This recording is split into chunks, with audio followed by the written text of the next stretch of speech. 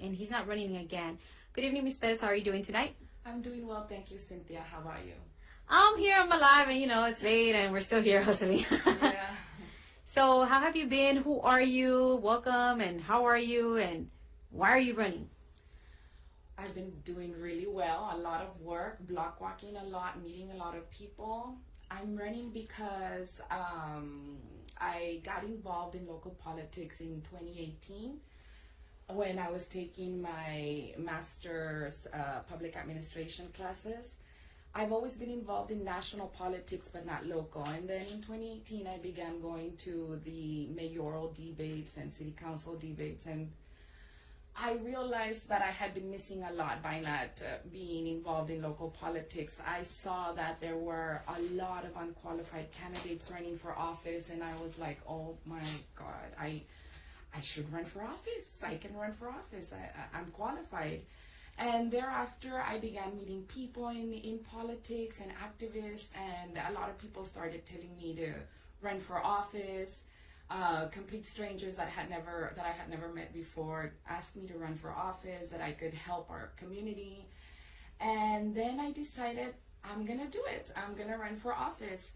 And I decided to run for Justice of the Peace because of my extensive experience in the legal field. I have over 23 years of experience in the legal field, and I wanted to start somewhere where I was completely comfortable and not have to be trained for anything.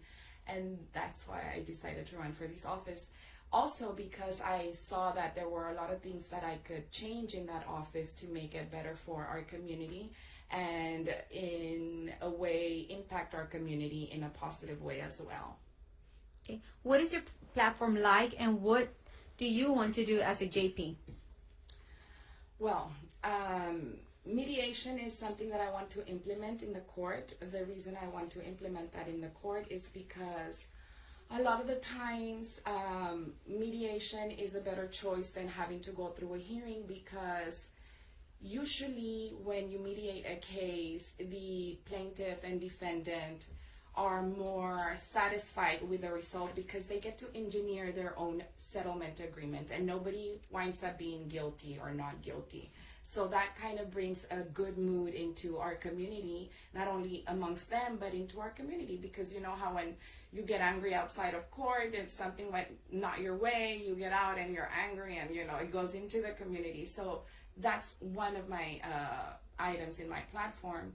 Number two, and I think this is the most important of them all, and this is the one that I'm emphasizing the most, is restorative justice. I want to use restorative justice as a supplement to our current justice system in JP Court.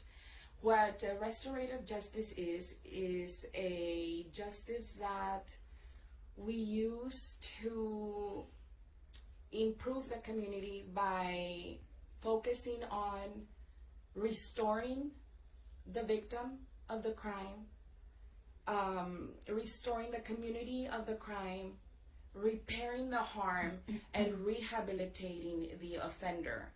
And the reason why this works well is that by rehabilitating the offender, we reduce reoccurrence.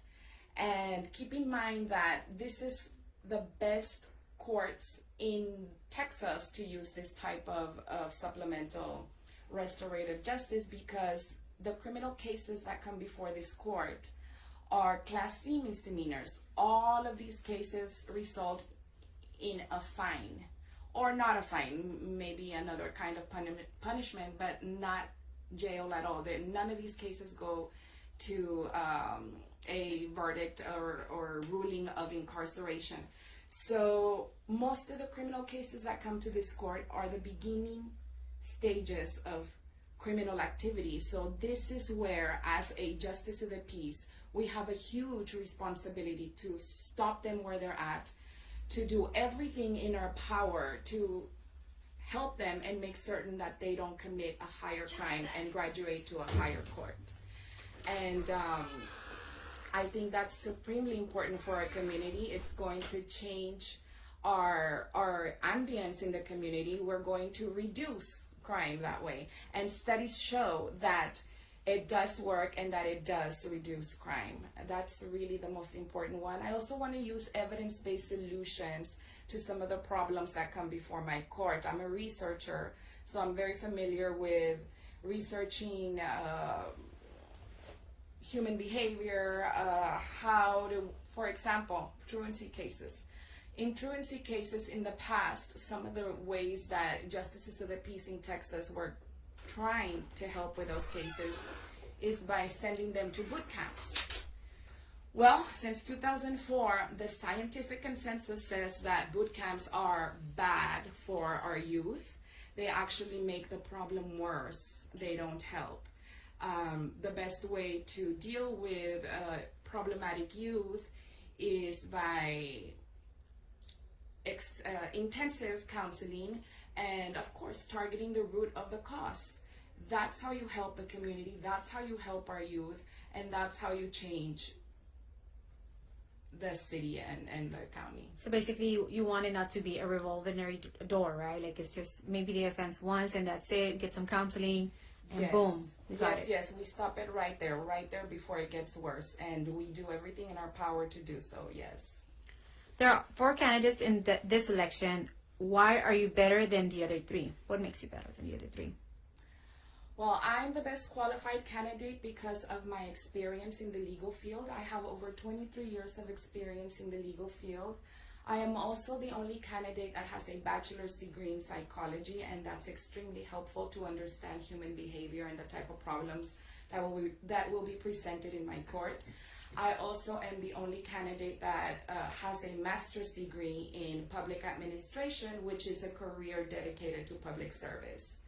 And I'm a researcher, and so therefore I will make sure that the solutions that I can come up with for the cases that come before my court are effective and scientifically proven to work. Ms. Perez, one of the candidates that is running against you is none other than the daughter of the current JP. What is your opinion on that?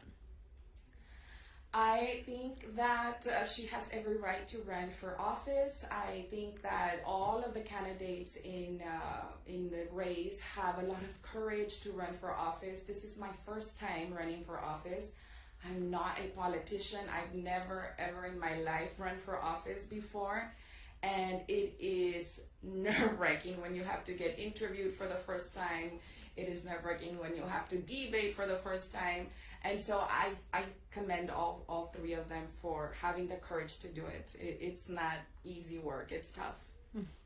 Will you be bringing back the paddle to our schools? No, absolutely not. No. Okay.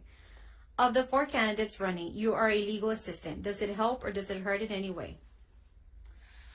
I was a former paralegal. 2019 was the last year that I did paralegal work, and the last month was June. It absolutely helps. My type of paralegal work was extremely hands-on. I conducted research. I prepared pleadings myself. I prepared cases for trial. I know how to investigate the cases. I know how to research the law. I know how to read it. I know how to analyze it. But especially, I know how to understand it. And so it's a huge asset, and I think it's a necessity for justices of the peace courts. Yes. Yes, it is very important to know how to interpret the law because it can be written some way, but the interpretation is the difference. Yes, because there's a lot of gray areas in the laws. Yes. I do have a question here. I was a truancy officer in my first month. I had 89 freshmen's truancy cases. Would you take all cases, or will you only take 10 at a time per week, per grade level, as they do now? Ooh. I will take as many as possible. I am not going to limit myself to anything that is currently standing or the way things are currently run. I'm going to take as many truancy cases as possible, and I want to help as many students as possible. I'm also going to be hands-on with the school. I want to talk to the truancy officers. I want to keep in touch very often. I want to talk to their counselors and their teachers, some of their peers if possible, their parents. I want to be there for those kids. I want to be able to help them out and lead them in the right way because it's doable, 100% doable. Yes. All right. Is there anything you would like to add I know you're doing a lot of block walking. How can they reach to you to help you out, or would you like to add something to this? Yes, you can reach me at www.maryforjustice.com. I'm also on Facebook. You can look me up under just Mary Pérez and you'll find me. There's a lot of information there that I haven't said here and that we don't have the time to say here. My platform is listed there in detail. My About Me is there. And so, yes, visit that. Follow me. Also, I am #1 on the ballot. I am the #1 person who announced that I was running for office for Justice of the Peace. I am also your #1 candidate, so please make sure to remember to vote for Mary Pérez. Awesome. And so you're ready. You're gonna do the block walking. Are you gonna go to the Menudo Bowl? Yes. Show your face, your shirt. Yes, I'm going to the Menudo Bowl. I'm actually going to be going to probably most of the George Washington Events. Yes, and not only for myself, but because I have a small business. And we do a lot of photography of events, and we'll be covering a lot of that. So you'll see me a lot out there and on Facebook for sure. Yes, I'll be there. I do have a question. This is my personal question. Yes, sure. So as a single mom of 3 kids, sometimes it is hard to come up with the money on the spot. How can you relate to that? Or, because sometimes the fines are outrageous, I guess, for me. I don't know, but...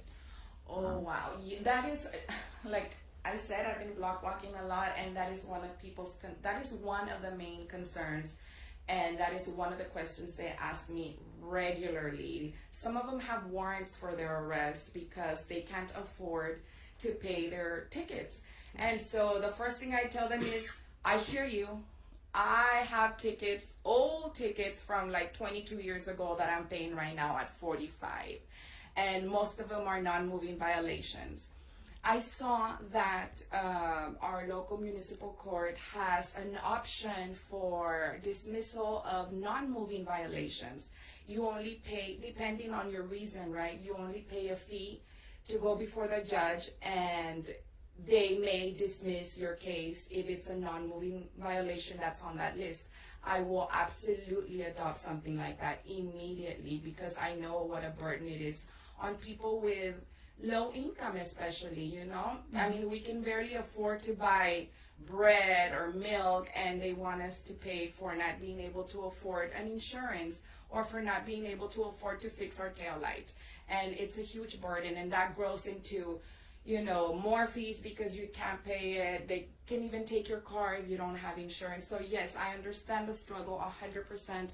And that's one of the things I would be looking into to do to mimic what the municipal court is doing. I think it's a great idea what they're doing. Also, before we go, I am the only candidate, this is also unique to me, I am the only candidate that is going to be donating $20,000 of her first year's salary to establish a nonprofit organization dedicated to the reduction of poverty in our community. As you already know, because I know you're very involved, Cynthia, we have a problem with poverty in Laredo.